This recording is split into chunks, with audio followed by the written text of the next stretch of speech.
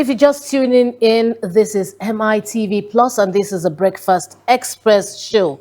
We want to take a look at what the newspapers are serving for breakfast this morning, and I'd like to start with the Vanguard newspaper.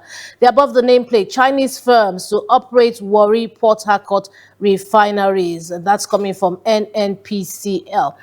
Well, I don't know if that's a good thing or a bad thing. Okoyemi, what do you think? I mean, if it means that we'll have a functional refinery, it's quite unfortunate that we keep going over this same conversation again and again. Every administration has used it to campaign. We fix the refinery, we bring it all back, and billions of taxpayers' monies, oftentimes funds that we've gone to borrow, had gone into maintenance of these refineries, and it's quite unfortunate that maybe like 20 years now, we've not had a single barrel of crude refined from either the Port Harcourt refinery, the Warri refinery, or the Kaduna refinery. So it's just like a bottomless pit that keep taking money and there are no results. We had this conversation with Mr. Ayodeji yesterday, the guest. And I said, if you go to the Port Harcourt refinery today, the way we resume work this morning, people resume work at the refineries. They drive cars, they take promotion, they travel for trainings, they retire, they become permanent secretaries. And you ask yourself, what have you done in the last 10 years, in the last 20 years in your place of work? Nothing. So look at where we are right now. I bought petrol yesterday now 1,310 naira per liter in an oil-producing state, in a country that has one of the best crude oils in the world. They call our crude gold crude because our crude has one of the best qualities in the world. But we're struggling. We're relying almost 92% of our daily consumption on a private individual that decides to invest his money. Talking about that. So if you want to concession the refinery to China, but I hope it's not a case of taking over our national asset, because we've borrowed so much that sometimes we don't even know the terms of this loan. We just heard that China have given us money again. We don't know the terms of negotiation. Maybe we're ready to, sell some of our national assets to these countries in return for these loans that we are collecting. If China would come in, they're taking over not take over, but they're fixing our rail system. They're fixing our roads. They're fixing some of our public infrastructure. So if they want to fix the refinery, and it means that I, as a Nigerian, a law-abiding Nigerian, would have the opportunity of buying fuel at a cheaper price, gas to be affordable and available, then China should take over the ports. The people that have taken it over, we've not seen anything. So it means that we want to concession our refineries, and then they want to fix it to make it functional. The people that we've handed the responsibility to over time, what have they done with it? So for me, it's about results. Sometimes I really don't care how you get the job done. Just let me see results, and that's what I care about. Okay, I think it's kind of a big shame, that we've had these refineries, and within ourselves, Nigerians are known to be the best in the world anywhere they go. Anything they lay their hands to do, whether positive or negative, turns out really, really excellent. And so you have these refineries within Nigeria, and Nigerians cannot, take charge of these refineries and keep them up and running. For whatever reason, whether it is funding, whatever it is, it's a shame. And I think it's a huge failure, on the part of Nigerians, and especially our leadership, our leaders, because, if we had something that was faulty, and our leaders decided, to investigate why those things are faulty, determined to put them back, on track, at some point, about 2 years ago, or was it last year? I can't remember now. There were insinuations that the Port Harcourt refinery was up and running, was, coming, and we were celebrating and jubilating, thinking that Nigeria, would have something to boast about. Unfortunately, it was the usual, abracadabra, the more you look, the less you see. Kind of thing. And for me, I keep saying it, that our government needs to learn that we as Nigerians, whether educated or not educated formally, are very intelligent people. So when you look at us, or you you treat us like we don't have any initiative, any intelligence whatsoever. I think that's a bit degrading, and I think that there's no other way to qualify it. But I think it's a derogatory way of handling your own citizens, if you ask me. And so, the Chinese firms operating the Warri and Port Harcourt refineries, like I said, I don't know if it's a good thing, but like I said, I would like to agree with him. It's good, for these things to be up, these refineries to be up and running. They're just there. Yeah, however, we need to know the terms and conditions, because we don't want to wake up one day and find out that Nigeria has been signed over to some other country, and you just hear that it's now a republic of They'll whatever. change your name. Because you see, that's why we ask for transparency and we ask for accountability, so that the people are carried along. It's so simple. Once the people are carried along, then we all know what's going on. We're on the same page. Okay, still on the Vanguard newspaper, Akume brokers peace in Benue APC, ends months of crisis. 16 killed in attacks on Katsina Plateau communities. I don't know what it is, but it's always Plateau, it's always, Plateau, and it's always Plateau. I'm not really sure we want to dwell so much on this, because if we do, we're going to dwell on it tomorrow and next tomorrow, because there will be more killings and absolutely nothing is being done. Sometimes it's looking like there's this headline somewhere, the newspaper just pick it and post it. And that's how close these things happen. Yeah. It's almost on a daily basis. Yes. I remember I had a lengthy conversation with one of the community leaders on the Plateau a couple of months back, and I talked about the fact that even the media have blames in this, that would always wait when the numbers are big before we pick it up on daily basis. Whether in the farm, in the village, in the stream, at the roadside, people are getting killed in different communities on the Plateau, but we don't pick it. So when we see numbers like 15, we see 20, that's when the media, feast on those stories. And that's the reality of what we see. On daily basis, Nigerians are getting killed, whether it's extrajudicial killings, whether it's communal killings, whether it's this farmer hunters clash, whether it is armed robbery, whether it's abduction, kidnappings, every single way humanly possible. Which is quite unfortunate. I say humanly possible because these killings are carried out by humans. They are not carried out by aliens or animals. It is human beings that are killing human beings. So every single time when you flip the pages of newspaper and you see these killings, the human in you want to talk, but the Nigerian in you feels like, here we go again. And then you just want to wave it up. And human life shouldn't be treated like that.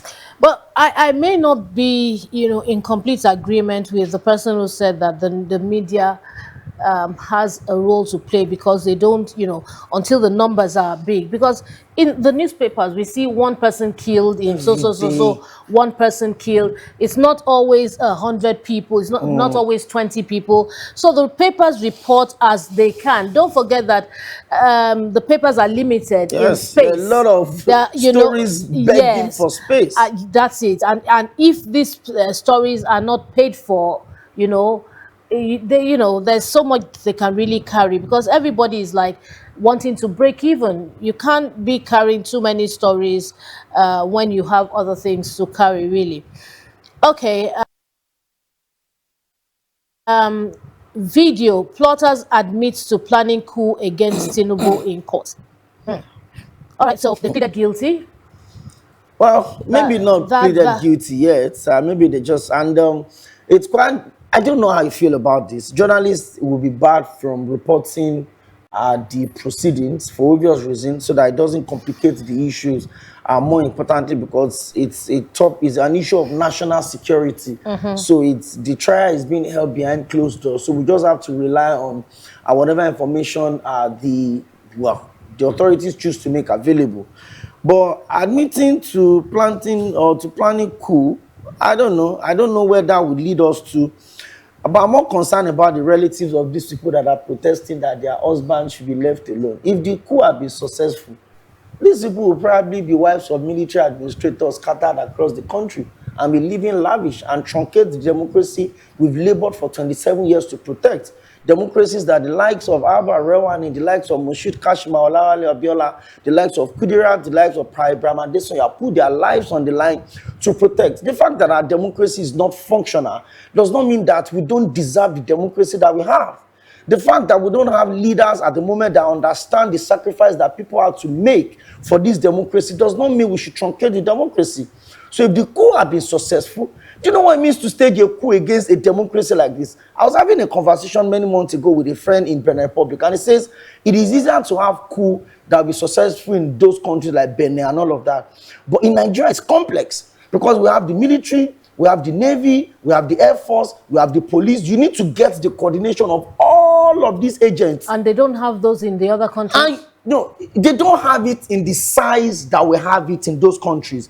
When the coup happened in Benin Republic, Nigeria literally strode in there and we took democracy and restored it back in the country.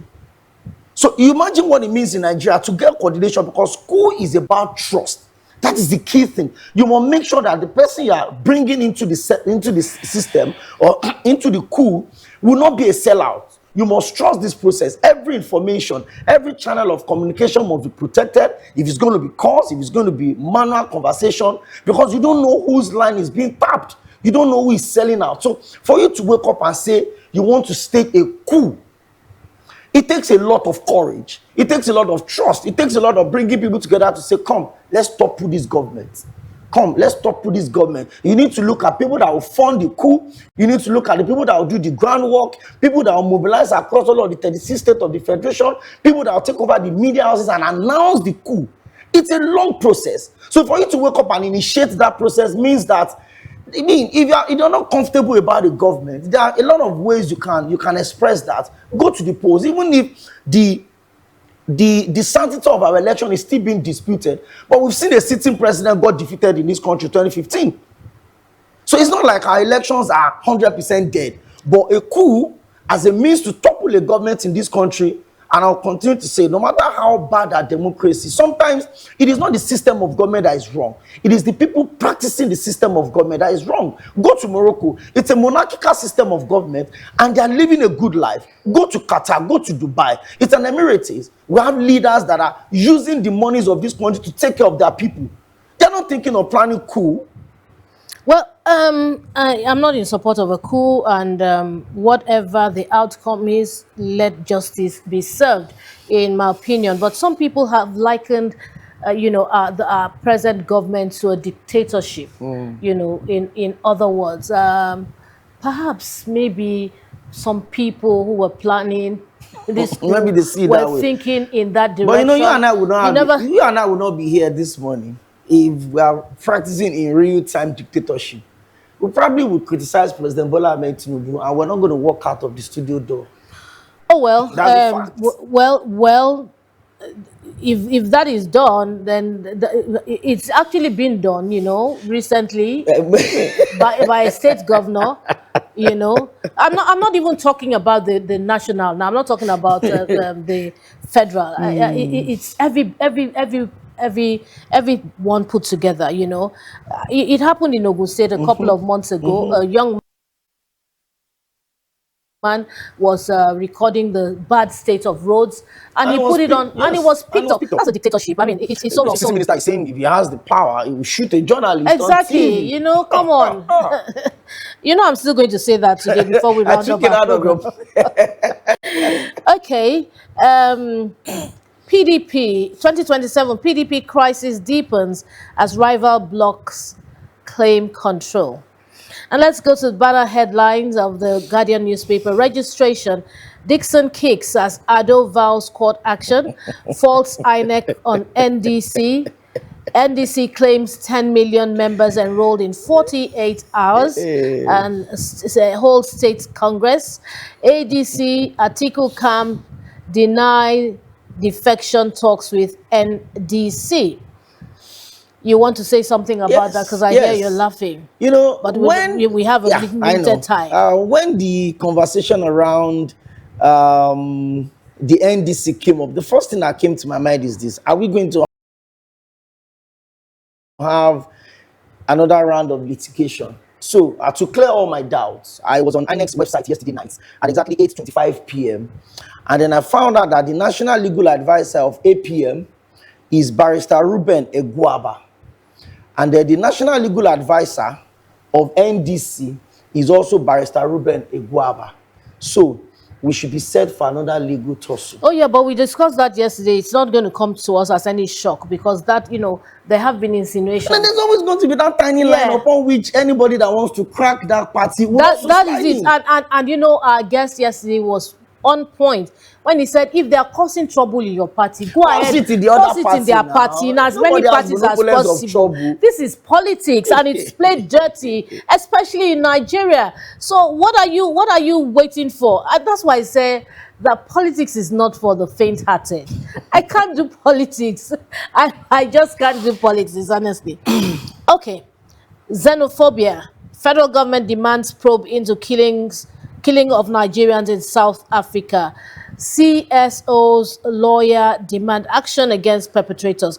Now, as of yesterday, one of the newspapers was saying that there were really no killings in South Africa, killings of Nigerians. And, the federal government, a spokesperson of the federal government was, was saying it on behalf of South Africa. And today we now hear that they're demanding a probe into the killings of Nigerians. That means there was a killing. That means there were killings. So, well, whatever it is, that's it from the Vanguard newspaper this morning. We'd like to take a look at, is it the Nigerian Tribune. Right. And of course, the Nigerian Tribune is starting from where we started off with Vanguard newspaper. And it says, Chinese firms operate Warri Port Harcourt refineries. That is coming from NNPC Limited. With the rider, Nigeria's crude oil output rose to 1.56 million barrel per day for the month of March. Federal government demands probe autopsy of Nigerians killed in South Africa. Excuse me, that is coming from page 2 of the Nigerian Tribune. And still on the same page 2, gunman kills 5 in Plateau community. Okay. 2027, consensus suffers setbacks in APC as aspirants dare governors. With the rider, Senate leader defends Electoral Act, says consensus is not sacrosanct. Party extends deadlines for sales of forms submission. All of this is about the APC now. Gunmen yet to free kidnapped IBEDC staffer 6 days after. 2 defendants admit knowledge of coup plots to overthrow Tinubu in video evidence. The main picture on the front page of Nigerian Tribune, the member of the Ekiti State House of Assembly, Honorable Tokpa Longe, with the Deputy Director, Ekiti 2026 Governorship Campaign Council, Mrs. Kemi Olaleye, and then the Governor of Ekiti State, Governor Biodun Oyebanji, and his Deputy Chief Mrs. Monisha De Afuye, on arrival at the Oye Ekiti during Oyebanji's election campaign at Oye local government in Ekiti State on Monday. Okay, EFCC arranged ex-Sky Bank chairman over alleged fraud. Turaki Arakpaja orders make up interim National Working Committee members of the Makinde-backed PDP. With the rider, Oyo governor says joy is coming, tells INEC to redeem its own image. It is an illegitimate assembly, Wike-backed PDP says. Okay. The health tip, one of your favorite part of Nigerian Tribune, says scientists develop chewing gum to help fight oral cancer. Okay, so for those that are not comfortable, people that chew gums, if they tell you that it will cure oral cancer, I'm sure you would also chew it. So there's a faction again in the PDP, and it looks like the Supreme Court judgments did not exactly do justice to what Nigerians are looking for. So yesterday, the National Working Committee of the PDP was set up. The former governor of Oyo State, His Excellency Arakpaja, was part of it. The factional, chairman of PDP, Turaki Esen, was also part of it. And so the other part of Wike's PDP has said, you see that assembly is fake. The way Wike, you always say, fake, fake. And that's what the Wike-led faction of the PDP are saying. And you see this one I have gone to, this interim committee I've gone to set up again. It is fake. It looks like the PDP will go into the election with a divided house. Or perhaps there was never a house anyways. Let's go to the next paper. Or you have something to say about that? No, I don't have anything to say about that. I don't want Wike to come at me.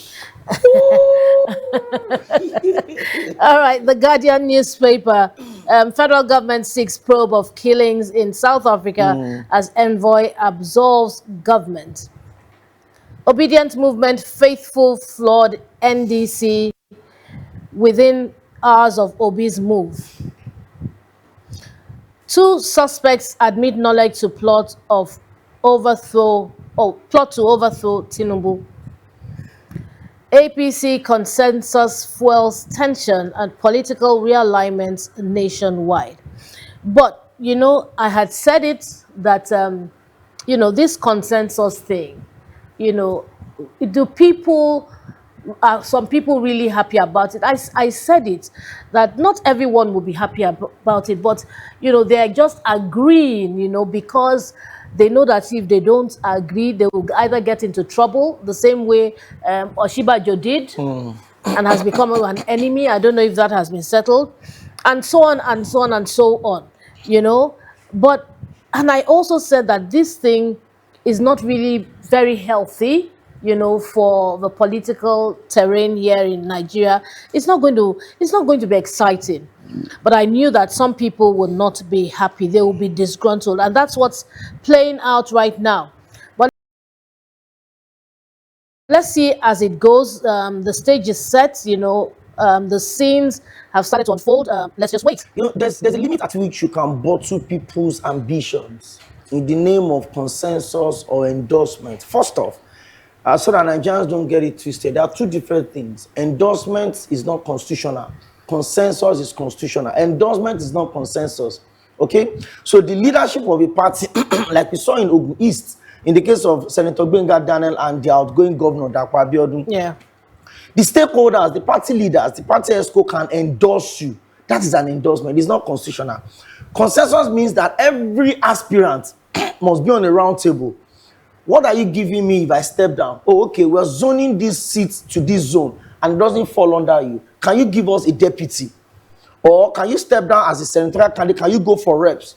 These are the options that we placed on the table. So that is consensus. Every single aspirant would have to be on the table. So this is how it works. Most times when people go to pick up these forms, it's not like they know they have a chance.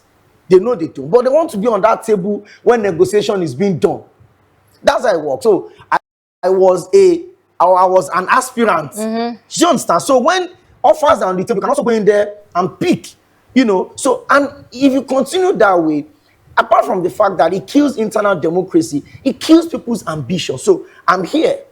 I want to be an assembly member, for instance. I want to start my political journey from being an assembly member. And then there's someone that has been in that same seat for 12 years, for 15 years. And you're like, go and wait for your turn. When do I know my time will come? When someone has been there for so many years and the longevity of his stay in office does not translate to results. And people are saying, let us have a new feel. Let us have a new idea. Let us have new people coming through the ranks. And you are saying, no, Baba Sokpe is good. This person has been here. He's loyal to the party. He's funding the party. He's financing the party. If this person goes back, he gives us the chance to become speaker. All of these permutations don't exactly bring development. So that's why people are disgruntled. If I'm going to spend 50 million to pick up a senatorial form, and then you tell me that someone has been endorsed, or there's a consensus that does not give me any opportunity to be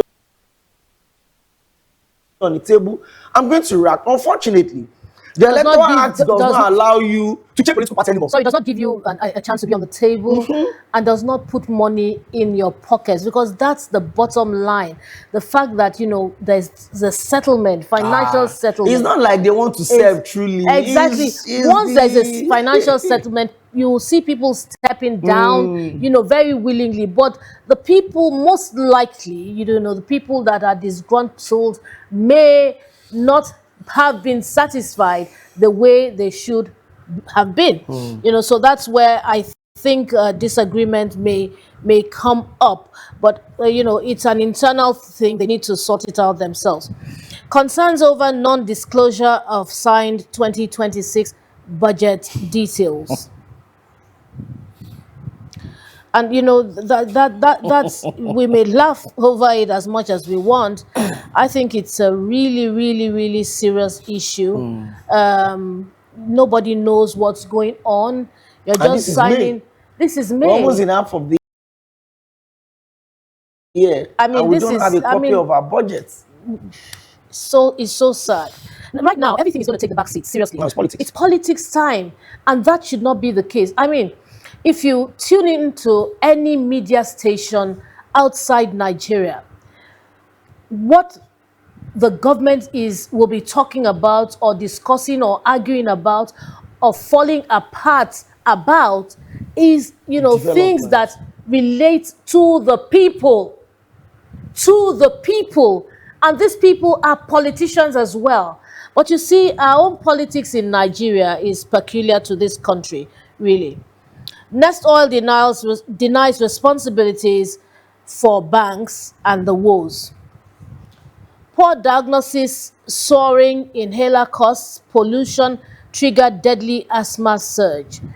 Well, for those who have asthma, we're being told that poor diagnosis is one of the things, And the cost of the and the inhaler. cost of the inhaler, and also pollution is becoming something else. There's so much carbon monoxide on the streets. Trailers, tankers, trucks, cars, buses, even Koropes, Maruas, Okadas, everyone, releasing black smoke. And that's not good. You're not talking about it's either people black cooking or and white frying smoke. by the roadside. But even those are better. Carbon monoxide is really, really poisonous. It builds up over a period of time, and at the end of the day, it affects the lungs. Perhaps maybe a lung cancer or something. May God help us. Our law enforcement agents will be ready to stop a car that looks posh, because they think that something good may fall out of there, but they see these vehicles that they should look not away. be on the roads, and they just, put their hands in and get something and they're gone.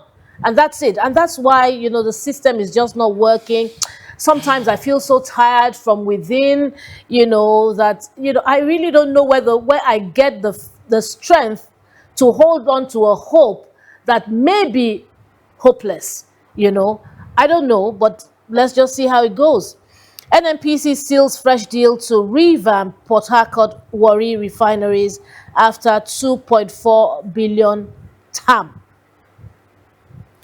NASU SANU protests shut UI gates, disrupts activities at ABU and Unilorin. Unilorin used to be very peaceful at some point, but now That was when they pulled out of the union. but now it's back. Okay, finally, the Guardian newspapers ground handlers issue final 72 hours notice to airlines over 9 billion debt. And we need to look at the Bola Tinubu administration right now. And one of the things that they have well boasted about, it's the fact that there have been no strikes. They've been really smart and fast to try to nip it in the bud. But as it is, we have 2 strikes pending. The NASU and is it Shanu or SANU, Sanu? that's senior staff. Yeah, I know it's senior staff. Excuse me. I know it's senior staff, but some people say Shanu, They say some it's people, Shanu. but I say it's Sanu. And then the ground handlers issuing 72 hours final notice to the airlines. I hope because the ripple effect of this is not going to be fun at all. Well, I see some last story on the Guardian newspaper. The bottom strip: PDP disowns 103 103rd neck meeting. 103rd neck meeting and declares Nwagbara Turaki claims void. Okay, that's it from The Guardian. Let's look at So the another Punch newspaper, the is Punch newspaper punching now. up some good headlines. And let's run through them real quick because I think we have a guest that will be joining us soon. On Perhaps we'll xenophobia, just take The Punch as the last newspaper yes. for now. Federal government seeks justice for slain Nigerians. Cool. Defendant admits knowledge of plot in video evidence. Federal government loans 11.8 billion to 6,842 tertiary institution workers.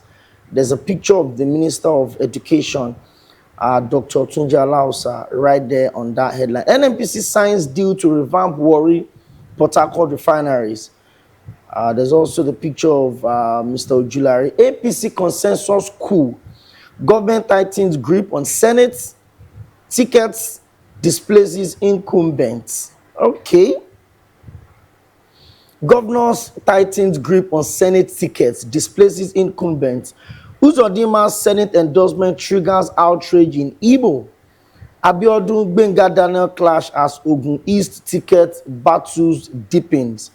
Let's meet contest. Ex-Governor Ayade begs Tinubu amidst ticket row. I saw the story yesterday, and Ben Ayade was almost crying that the president had to tell him to step down, claiming he was the first South governor to belong to the APC and all like that. Wike's PDP bloc rejects Makinde's interim National Working Committee and the primaries schedule. Our state-run autonomy ruling retains 1.46 trillion local government funds. Soldiers assault the cable journalist in Lagos traffic. I saw the video yesterday and I didn't like it. Antivirus care. WHO reports 3 deaths, launches emergency response. If we should keep it on that ship and on that seal, don't let it come on the. This one is antivirus again. There were reports that 3 people died on a sailor ship as a result of antivirus, and then the WHO is already raising a red flag on that particular issue, and I hope they sort that as quick as possible. Well, I hope they can contain it so that it doesn't, spread. I was just going for us to discuss the federal government loan, 11.8 billion to 6,842 tertiary institution workers. I'm kind of worried about this because looking at the minimum wage of 70,000 naira per person, the government says, that they cannot increase minimum wage. So these people earn a certain amount of money, and if they were to ask for an increase in salary, government will say they cannot increase their salary, but they have money to loan them. The conditions of this loan, I really don't know because I haven't read the story, but why would the government be asking them? Ideally, certain packages should come with allowances for loans, It does. but this particular one, they want to give to them compulsorily, and I'm wondering why. Why don't you just increase their salaries and then leave the regular thing, the regular loan thing, that they can go to the HR, and get a loan for this or that to make life better? So I think there's a system in place. First off, there's a process of increment of minimum wage. It has to be negotiated after a while, and I think that's why we're not back on that table yet on the 70,000 in reflection to our current economic realities. However, most of the institutions, there are various loans, car loans, grants, and all of those. So I think that's what the government is saying, that they've accumulated this huge amount of money over the last few years. That's over 11 billion. That's a lot of money to 6,842 tertiary institution workers. We don't know in what category, whether it is senior staff, whether it's ASU or SANU, or it is NASU, which is non-academic staff, or for polytechnics, colleges of education, a school of healthcare, whatever category it comes. The government is basically saying that we're giving these people loan of 11.8 billion. But my fear with loan is stats and data. Because we don't have a system that can effectively put up data on ground to monitor loans. We've not had the census in this country in almost 20 years. So we make plans based on projection. Lagos should be 29 million. Kano should be 41 million. And a country that is a third world nation cannot develop or make progress. So when we say we are doing ANCOS Bora, we are doing we are giving money to the poorest of the poor, we are doing all of these schemes that we are doing, it doesn't take us anywhere, because you cannot monitor the person you gave loans to. We don't have stats. You say you are handing money, Okay. 20,000 to the people. How do you monitor the people that have received? Well, these are some of the complications that we have, and we can't get out of them today. So let's just move on. All right, it's time for us to take a commercial break, and when we return, there'll be more. We'll be going into our discussion segment. But don't worry, this is still the the Breakfast Express show on MITV Plus. Please stay tuned. Don't go anywhere. There'll be more for you.